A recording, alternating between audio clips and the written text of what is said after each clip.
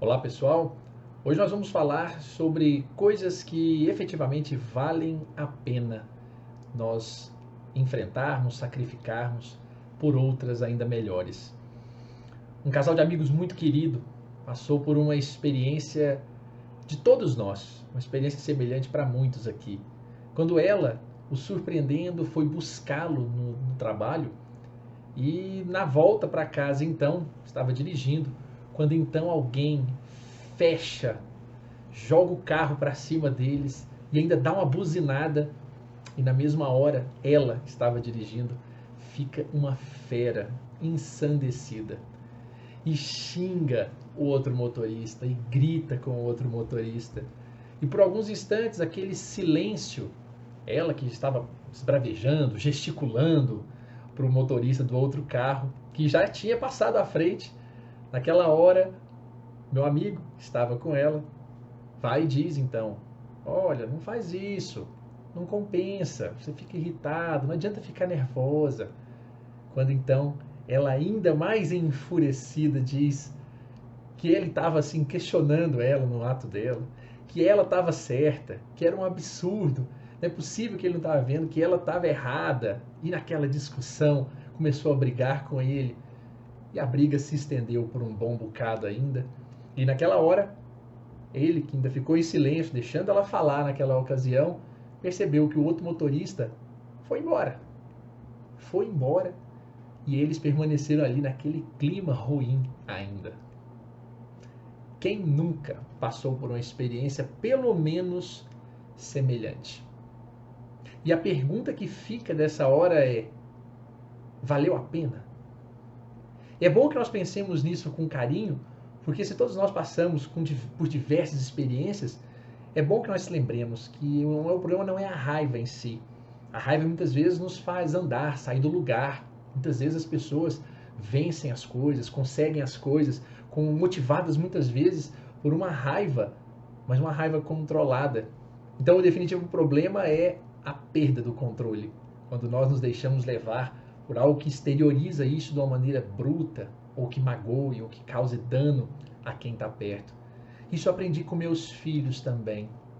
E certamente com outros personagens já aqui narrados, como por exemplo Pamonheiros, com quem já conversei em outras ocasiões, e que foram aos poucos me acalmando e me acerenando nessas experiências duras que nós passamos. Porque o problema não é sentir a raiva, é persistir nela. E nessa hora, Buda certamente, Siddhartha Gautama traz uma belíssima reflexão quando menciona que persistir na raiva é como apanhar um pedaço de carvão quente com a intenção de jogar em alguém. Sempre quem levanta a pedra é que se queima. Sempre quem levanta a pedra é que se queima. Porque permanece ainda nessa condição de querer persistir na raiva, mantê-la consigo se queimando. Nós só somos testados nas crises efetivas, nas situações difíceis. Então, a adversidade é que faz com que nós descubramos o quão pacientes, o quão impacientes, o quão raivosos ou calmos nós somos. E nessa condição de imaginar isso, não precisamos ter receio ou vergonha. Grandes homens como Paulo de Tarso, por exemplo, guardou a sua história na memória das pessoas, não hora nenhuma se escondeu o seu passado de perseguições, de mortes, mas exatamente porque houve em certo momento uma profunda mudança, uma transformação íntima, que ainda assim mostrou que ele poderia ter aceitado pacificamente e acomodado-se nos seus defeitos ou observado e trabalhado para melhorá-los de alguma forma.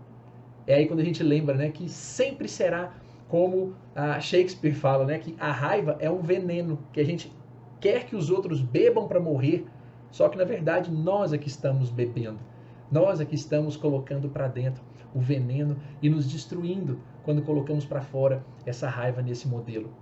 Lembrando que é sempre importante nós termos paciência e compreensão com aqueles que ainda estão agindo assim, e nós, vira e mexe, estamos nessa condição. Quando pedimos calma, ou às vezes até rimos daquilo que afeta alguém, esquecemos que no fundo, logo ali na frente, coisas talvez muito menores nos façam também cair.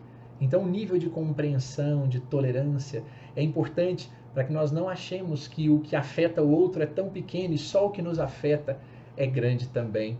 É preciso pensarmos nisso com carinho para agirmos com um pouco mais de compaixão. Lembrando, né? Barão de Tararé, sempre na sua maneira cômica e curiosa de imaginar as coisas, quando ele falava que senso de humor é esse sentimento que faz você rir daquilo que o deixaria louco de raiva se fosse com você. Então não achemos que o outro está, na verdade, se excedendo, quando no fundo, às vezes, coisas muito menores também nos afetam. Então a pergunta dessa noite, a pergunta desse dia, a pergunta dessa vida que o doce de leite nos deixa é: vale a pena?